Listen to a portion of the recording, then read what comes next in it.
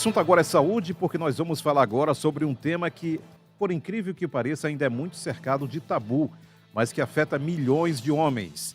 A disfunção erétil. Também conhecida no passado como impotência sexual, essa condição atinge cerca de metade da população masculina acima dos 40 anos, segundo estudos mais recentes. Agora, para esclarecer algumas dúvidas e desmistificar esse assunto, falar sobre causas, tratamentos e importância de buscar ajuda principalmente, nós vamos conversar agora com o Dr. Diego Capibaribe, que é urologista. Doutor Diego, bom dia, seja bem-vindo à Jovem Pan News Fortaleza. Bom dia, muito obrigado pelo convite e eu espero que eu consiga trazer boas informações para os seus ouvintes. Doutor Diego, vou começar com uma pergunta bem básica, até para fazer uma correção ou não no que eu falei aqui.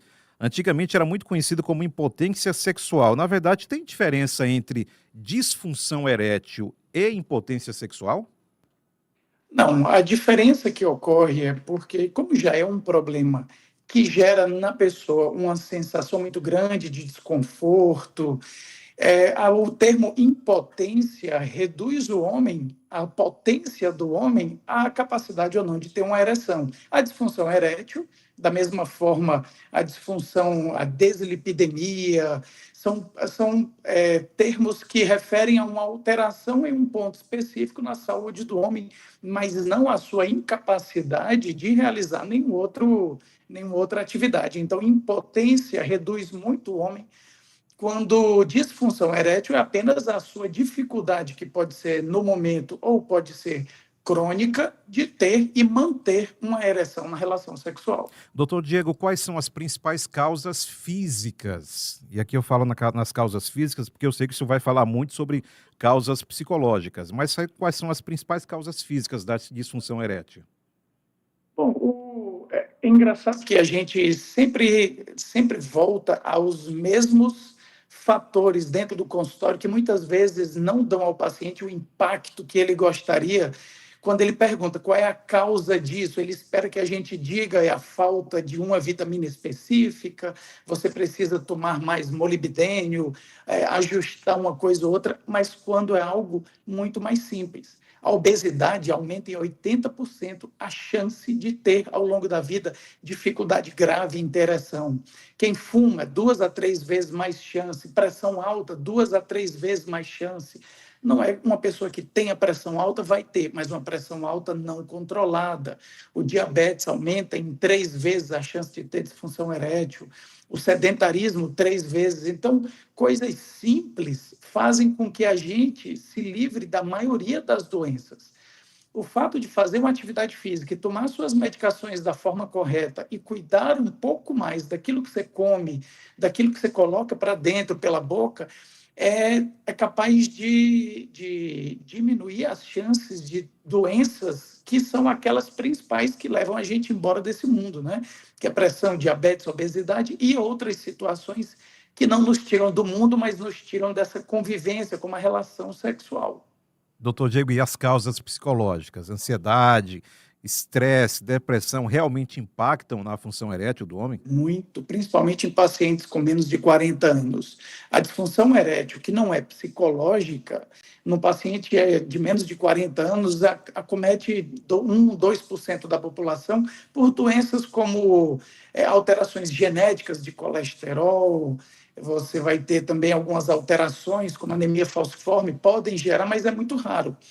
Agora, o paciente saudável, sem nenhuma doença importante que ele esteja tratando com medicação, até 40 anos, 99,9% é causado por problemas de alterações emocionais. A doença não é nem mais do futuro, mas do presente, é a ansiedade e a depressão, pela forma como nós vivemos a nossa vida, não é? Como tudo nos agride muito de manhã, de tarde, de noite.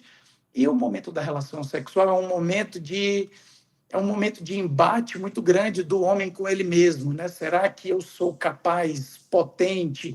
Naquele momento de relação sexual, o homem está sempre se provando.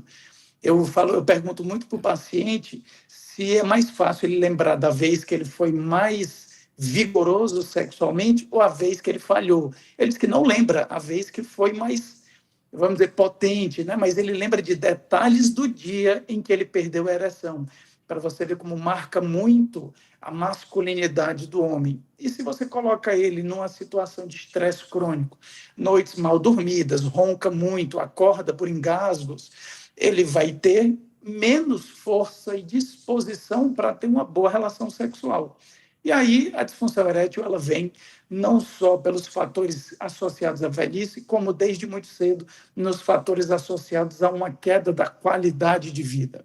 Se você ligou o rádio agora ou está acompanhando a nossa live pelo YouTube, estamos conversando ao vivo com o urologista Dr. Diego Capibaribe sobre o tema disfunção erétil. Daqui a pouco eu sei que você ouvinte está esperando perguntas relacionadas a esse tipo de assunto que são os medicamentos. Só que antes disso, eu quero perguntar sobre um assunto também, doutor Diego, que eu abri essa entrevista falando a questão do tabu. Por que que os homens ainda evitam procurar um urologista, um especialista, hein, doutor Diego?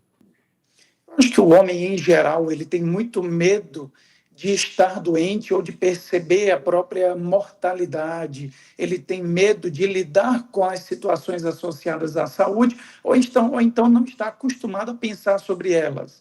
A mulher, ela, por se sentir muito mais responsável por criaturas mais frágeis, como crianças e idosos, ela preserva muito mais a sua saúde por ela não se dar o direito de ficar doente, enquanto que o homem, ele não percebe dessa forma na maioria das vezes.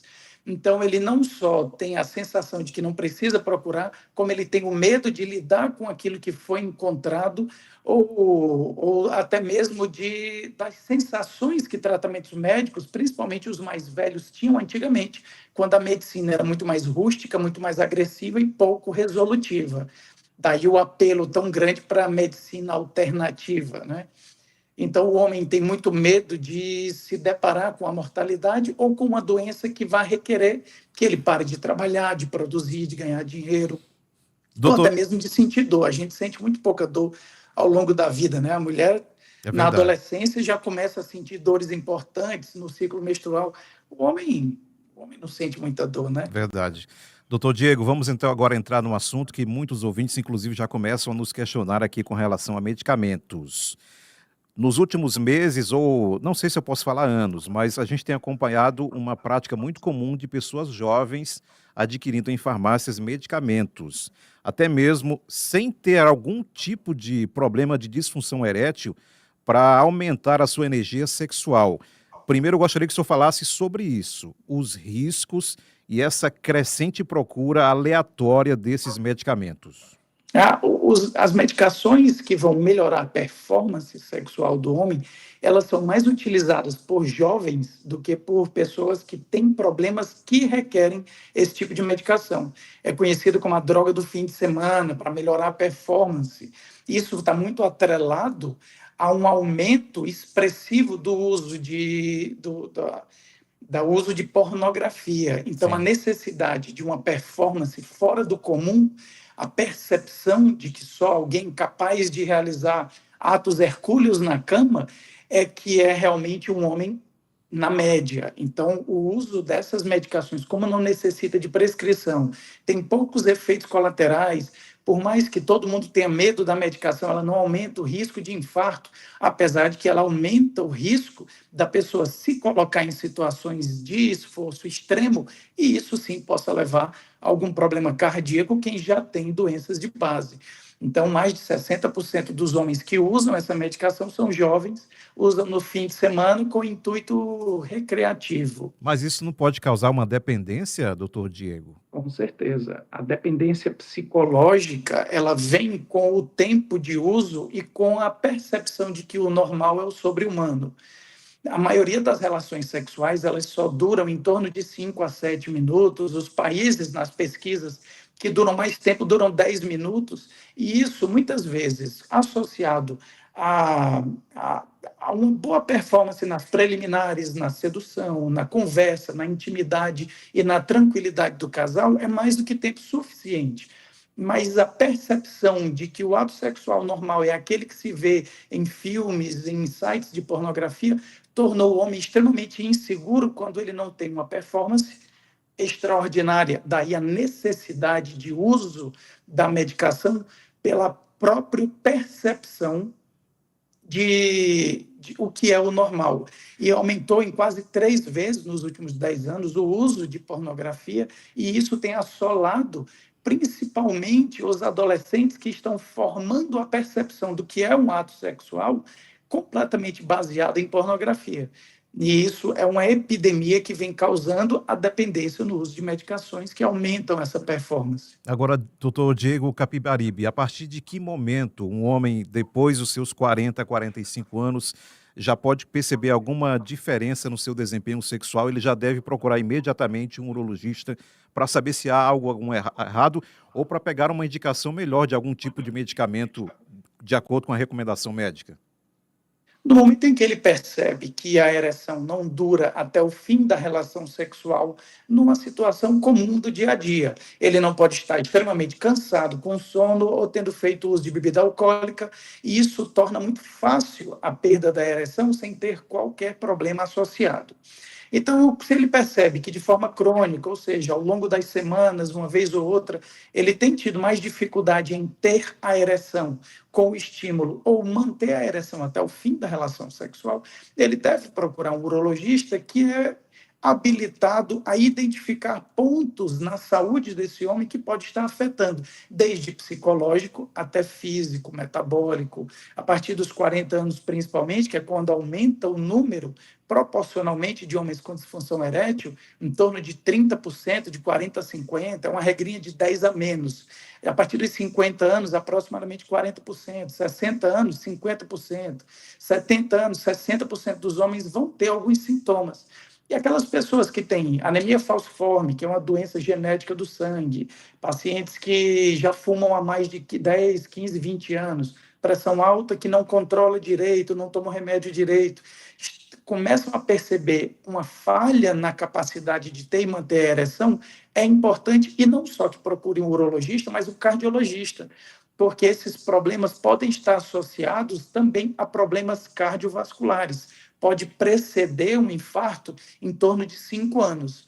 Paciente de 50 anos, obeso, sedentário, fumou muito, a pressão alta e diabetes, começa a ter problemas para manter a ereção, ele tem que ir no jogo casado, vai no urologista e no cardiologista, e assim ele vai ter uma avaliação bem completa de todo o seu sistema cardiovascular para manter boas ereções e um coração que funcione no auge do romance com quem quer que ele esteja. Doutor Diego, só para encerrar, tem muitas perguntas aqui, infelizmente o tempo está acabando. Quem utiliza esses medicamentos para a prática de atividade física, quais são os riscos? É muito comum você conversar com algumas pessoas que utilizam, por exemplo, em academias, em exercícios mais pesados. Quais os riscos e até que ponto isso realmente é indicado ou não? Bom, não há indicação formal para o uso dessas medicações, e elas são... A atividade física de academias, ela sempre seguiu muito modas, né? Sim, Na minha época, quando eu era bem mais novo, era albumina do ovo, depois vai para o whey, creatina, isso. tudo prometendo ao atleta uma performance muito superior àquela que, muitas vezes, a sua própria genética lhe condiciona.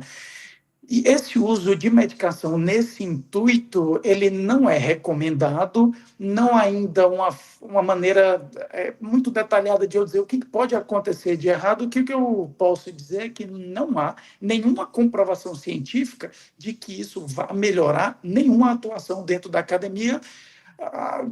Então, não é recomendado de forma alguma. É uma medicação que é capaz de diminuir a pressão sanguínea.